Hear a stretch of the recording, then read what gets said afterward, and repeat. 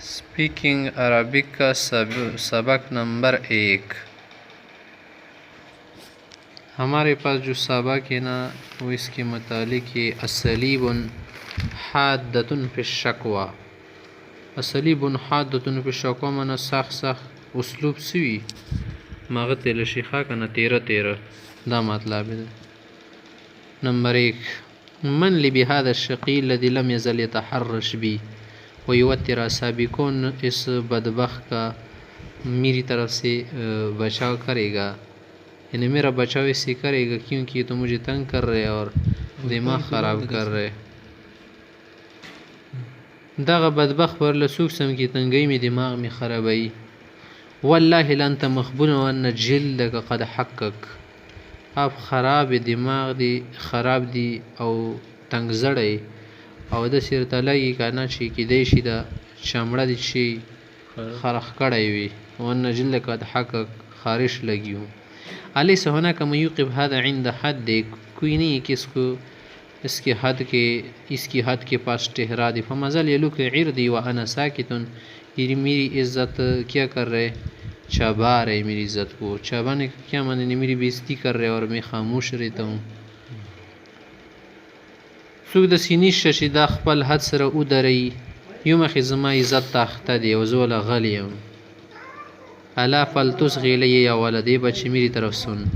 ولا لئن صدر من کا مرة اخرى اگر پھر سے آپ نے کیا نا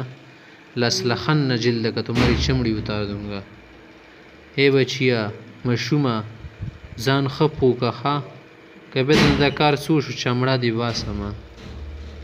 من لي بهذا المتعجرف فيرده عن غلوائه فلم يزل ينابزني سائر اليوم وانا طامن على نفسي من لي بهذا المتعجرف اس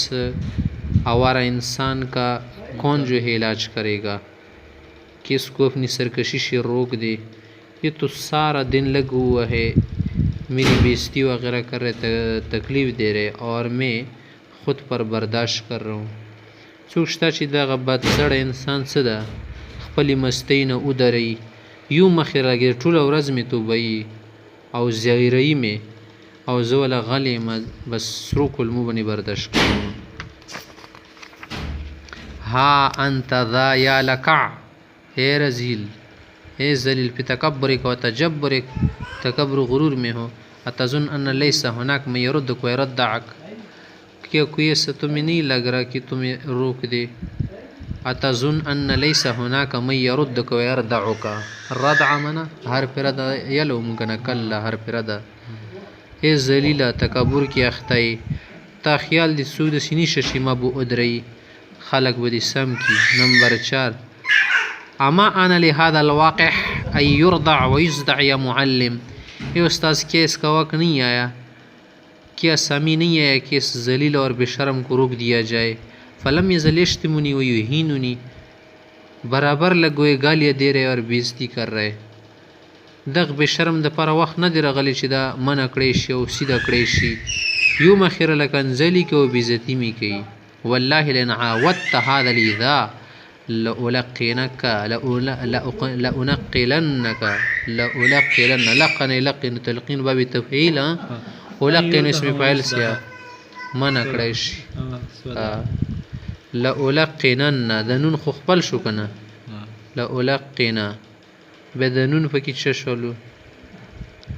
نون تاکید شو لألقنن سکلا شو کنه لألقننك درسا لن تنسى ایسا سبق سکھاؤں کہ بھولو گی نہیں. اس سبق بدل ازدا کا مکانا چیبہ بدل طول عمر نہ ہیرے گی ڈبول بدل ترکما. شیخ اشکلے کا ظلم حاضر اس کے ظلم کی شکایت کرنوں فقد طرحنی ارضا ونحال علی ضربا اس نے مجھے زمین پہ پھینکا اور میرے اوپر وار کیا. انحال علی ضربا ربنی اختا شو صحیح ده زه تا ته شکایت کوم دا څه د روی برولمه او وی ډبولمه. کتفوه ولینهل احدکم علیه ضربا کمن حال علی اخیه اس کو باندھ لو پیچھے سے کڈنیپ کرو پیچھے سے باندھ لو نا اور تم میں سے کوئی اس پر